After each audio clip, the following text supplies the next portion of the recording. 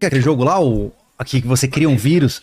Como? Pandemic. É o objetivo. O melhor é que você fique muito tempo em dormência. Contagia o maior número de pessoas. Tá? Então, uma morte rápida. Esse cenário, então. Você... Se for um apocalipse, que seja o zumbi. Que eu já assisti tudo de zumbi, eu tô mais preparado. Dá pra você extravasar, né? Exatamente. Matar as pessoas porque elas são zumbis. What's in your head?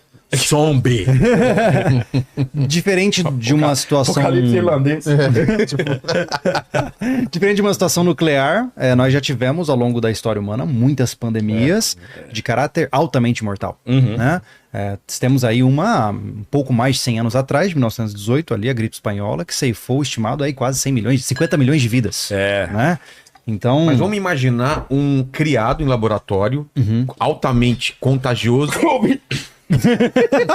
Para, cara. Para. Gente, minha garganta ruim, pô.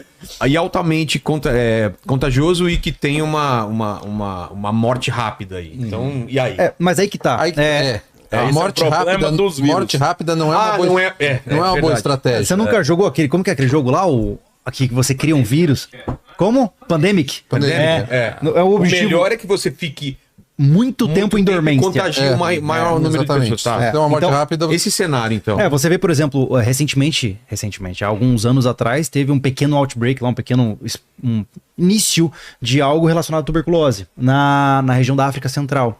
Só que o que acontece? A tuberculose, ela além de ser muito evidente, você rapidamente diagnostica, as pessoas que possuem a tuberculose têm um estado agravado muito rápido, então não dá tempo de contaminar os outros.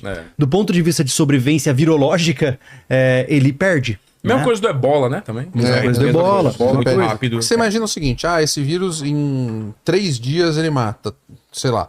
Você fala assim, cara, todo mundo se tranca em casa 4 dias. Quem vai morrer, morreu e não vai passar pra ninguém. E o problema vírus... é quando o vírus ele usa um hospedeiro por um longo período. Essas cepas mais mortais, elas tendem a sumir, dar lugar a cepas mais atenuadas, assim, que vai causar realmente o quê? Aquele bloqueio nasal, bloqueio das vias aéreas, vai deixar o cara doente. A gripe já foi alguma coisa muito mais forte no passado. Sim. Também. Poxa, a própria vacininha ali de catapora que a gente dá para as crianças, cachumba, isso era letal. Era letal. O que fez a gripe espanhola matar ser tão fatal? Foi que a cepa do vírus, aquelas primeiras cepas mais mortíferas mesmo, elas foram espalhadas pelo mundo em 1918 pelos soldados que voltavam para casa. Sim. E tínhamos pessoas em trincheiras passando o dia inteiro juntos em péssimas condições. E nos hospitais, inclusive. As condições sanitárias na frente de batalha eram horrorosas, talvez as piores do século XX.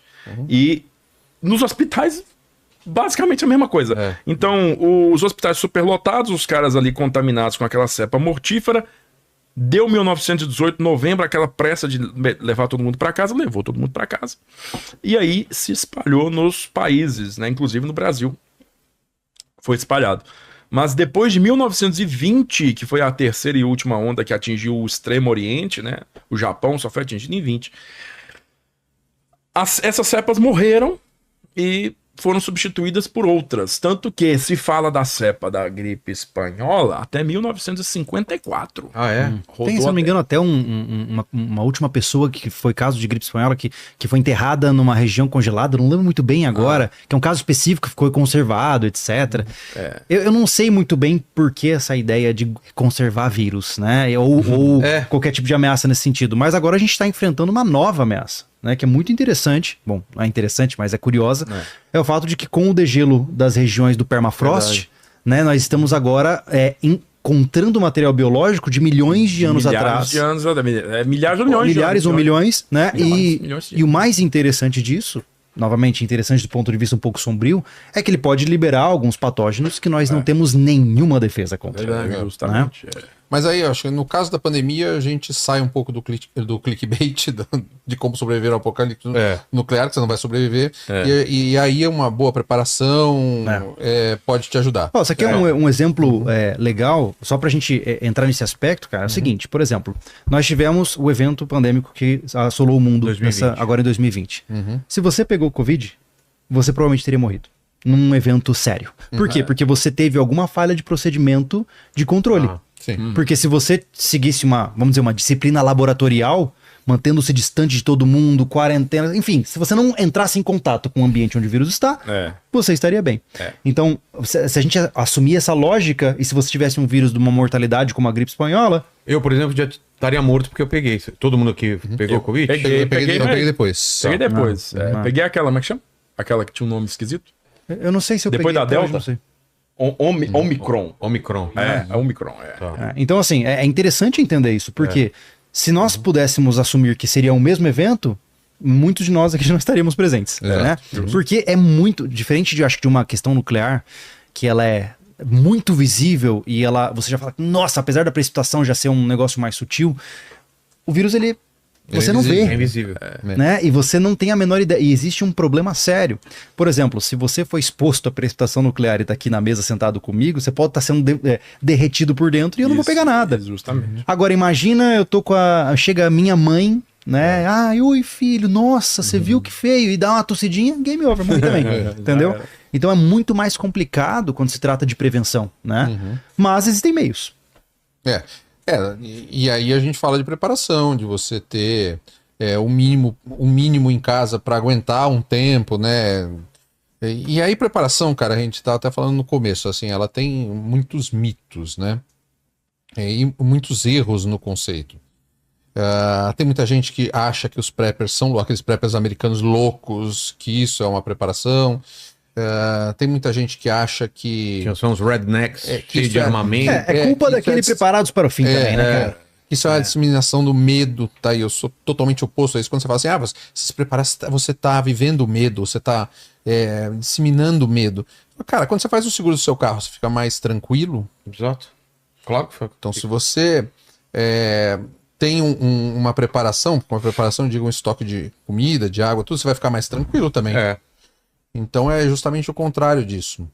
Outras pessoas falam que você estocar comida, você vai tirar a comida de outras pessoas, e é justamente o contrário, porque quando você faz uma preparação, você vai lá e compra, vou fazer um estoque de comida, eu compro 5%, 10% a mais todo mês.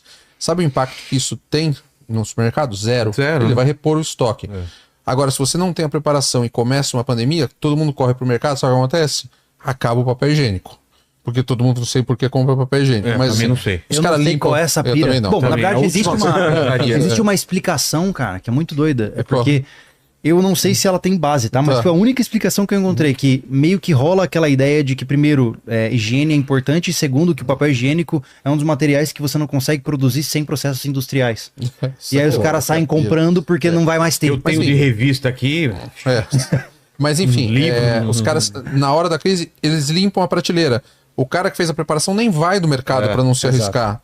Então é justamente o contrário. O cara que está preparado, ele preserva isso.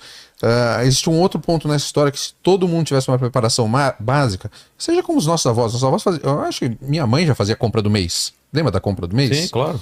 A compra do mês quer dizer o quê? Eu tenho pelo menos um mês de comida. Cara, a maioria dos vírus numa pandemia, ele se revela em menos de um mês.